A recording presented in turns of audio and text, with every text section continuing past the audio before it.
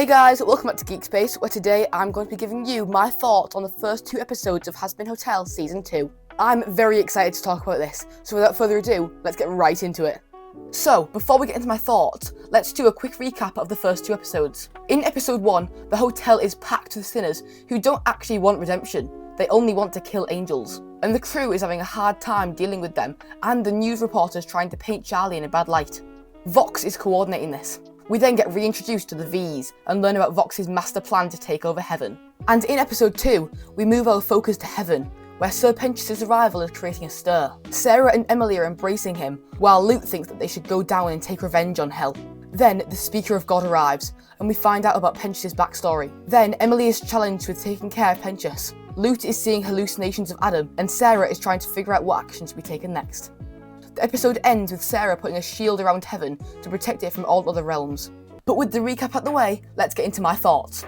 Starting with episode 1. So it is absolutely amazing to see these beloved characters again. Charlie becomes a much deeper character, mourning Sir Pentious' death. Vaggie is trying to find a new name. Lucifer goes in a really cool direction, missing Lilith and having heart-to-hearts with Charlie. And Baxter gets introduced, and doesn't do much yet, but we'll give him time.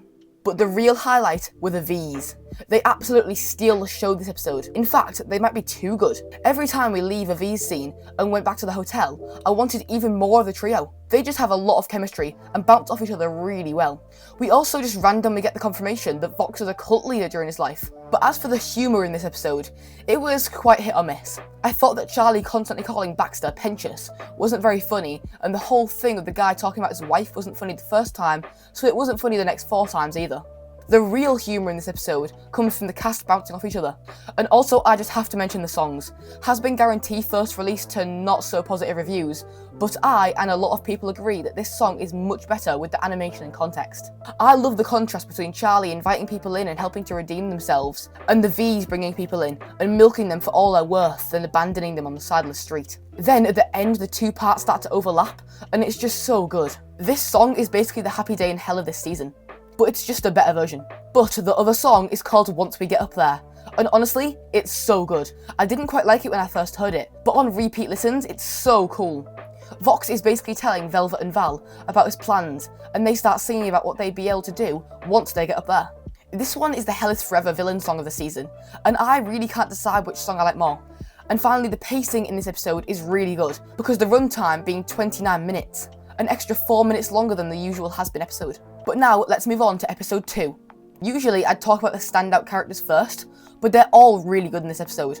Emily is her usual sweet, bubbly self. Sarah and the Speaker have an interesting side plot. Lute is really good in this episode. And of course, Sir Pentious himself is probably the best. His story of being in heaven without his friends is really sad, and really makes you sympathise with him. We also get to learn about Sir Pentious' life on Earth before he died. He was a man named Pendleton, and he was an inventor in London in 1888. Who watched 5 women get murdered and didn't tell anybody, and he took that secret to his grave. So when he helped the cast in the finale of the last season, he got redeemed because he atoned for the sins of his life.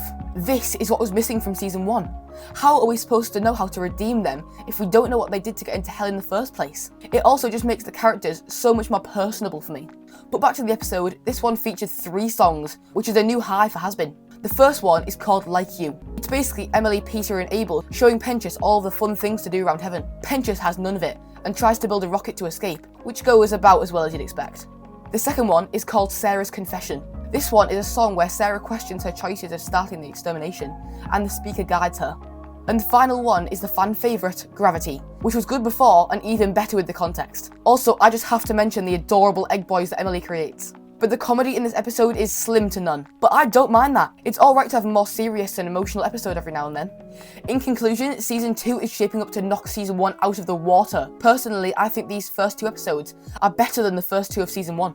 Writing wise, pacing wise, animation wise, and song wise. The writing definitely does seem stronger. This season seems to have less swearing. The pacing is slower than season 1, but still isn't perfect. But that's probably just because of them only having 8 episodes to work with, which isn't their fault. And the animation is absolutely beautiful, especially the Speaker of God. And also that one scene in When We Get Up There, where Vox is playing the piano and it does a turn around him. It absolutely blew me away. And finally, the songs are peak. I don't think there was a single miss. Hazbin Guarantee is better than Happy Day in Hell at introducing the world and characters, and Once We Get Up There is on par with Hell's Forever. Both are really good villain songs, even though I do prefer the V's over Adam. But I've said this before and I'll say it again, if this season keeps going with this quality, Hazbin Hotel will become my new favourite indie show of all time. Alright guys, we've reached the end of today's video. I really hope you enjoyed it. Comment down below what you thought of episode 1 and 2 of Hazbin Hotel season 2. Do you think they're better than season 1? Will you be watching the next 6 episodes? Tell me in the comments down below. Also, while you're down there, it'd be much appreciated if you consider subscribing, because it really helps me make even more amazing content for you guys. But anyway, I hope you have a great day and I'll see you in the next one. Goodbye!